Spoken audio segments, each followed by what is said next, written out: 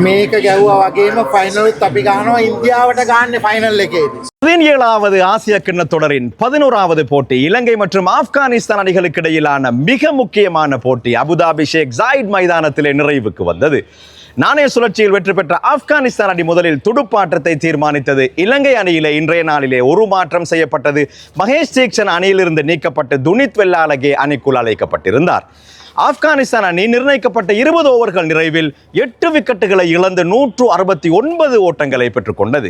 ஒரு கட்டத்திலே ஆப்கானிஸ்தான் அணி 130 அல்லது 140 ஓட்டங்களையே பெறும் என்று எதிர்பார்க்கப்பட்டிருந்தாலும் கூட இறுதி நேரத்திலே ருத்ர தாண்டவம் ஆடிய முகமது நபி வேகமாக துடுப்பெடுத்தாடினார். எனவே அவரின் துடுப்பாட்டத்தின் உதவியோடு ஆப்கானிஸ்தான் அணி நிர்ணயிக்கப்பட்ட 20 ஓவர்களில் 169 என்ற இமாலய இலக்கை அடைந்தது.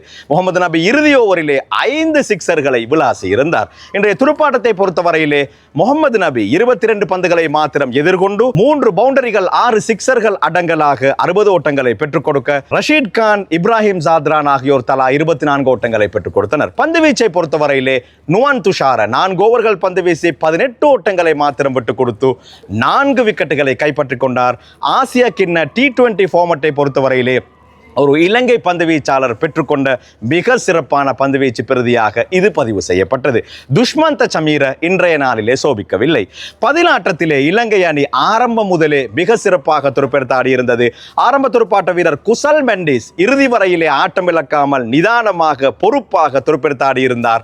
இறுதியிலே குசல் மெண்டிஸ் ஆட்டம் இழக்காமல் 74 ஓட்டங்களை பெற்றுக் கொடுத்தார். இன்றைய நாளிலே T20 போட்டிகளிலே குசல் மெண்டிஸ் தன்னுடைய 17வது அரை சதத்தையும் கடந்திருந்தார். மறுமுனையிலே கமிந்து மெண்டிஸ் ஆட்டமிழக்காமல் 26 ஓட்டங்களை பெற்றுக் கொடுத்தார். எனவே இலங்கை அணி 18.4 ஓவர்கள் நிறைவில் 4 விக்கெட்டுகளை மாத்திரம் இழந்து இலக்கை அடைந்தது. பந்து வீச்சை பொறுத்தவரையிலே ராஷித் கான் சிறப்பாக பந்து வீசினார். நூர் அகமது இன்றைய நாளிலே பிரகாசிக்கவில்லை. அதே போன்று ஃபசல் ஃபாரூக்கி இன்றைய நாளிலே சிறப்பாக பிரகாசிக்கவில்லை. எனவே ஆப்கானிஸ்தான் அணி இந்த போட்டியிலே 6 விக்கெட்டுகளினால் படுதோல்வி அடைந்திருக்கின்றது. எனவே பி பிரிவில் இருந்து இலங்கை அணியும் பங்களாதேஷ் அணியும் சூப்பர் 4 சுற்றுக்கு தெரிவாகி இருக்கின்றது. போட்டியின் நாயகனாக குசல் மெண்டிஸ் தெரிவு செய்யப்பட்டார். And positive thing is that Kusal Mendes is back to form, what I see. So it will be a good plus point. He will hope that he will give a good opening partnership with Pathum in the next round. All the best for Sri Lanka for the championship. Well done Sri Lanka. Right. හොඳ match එකක් මම හිතන්නේ හොඳ fight එකක් තිබුණා. ලකුණු 170 වගේ වගේනේ හොඳ දෙයක් අපේ කට්ටියගේ performance වලට එන්න පුළුවන් වුණා. කුසල් පෙරේරා කුසල් මෙන්ඩිස් රිදම් එක රාව කියන ලොකු දෙයක් ශ්‍රී ලංකාවට. ඉතින් ටීම් එක හොඳ රිදම් එකක ඉන්නවා, හොඳ කොන්ෆිඩන්ස් එකක ඉන්නවා, මැච් තුනම දිනලා දෙනවා. ඉතින් අපිට විශ්වාසයක් තියෙනවා සෙමිය කොට දාලා ෆයිනල් වෙයි කියලා. නම් ජය වේවා ශ්‍රී ලංකා කට්ටිය. ජය අපේ ඇත්තටම සන්තෝෂයි.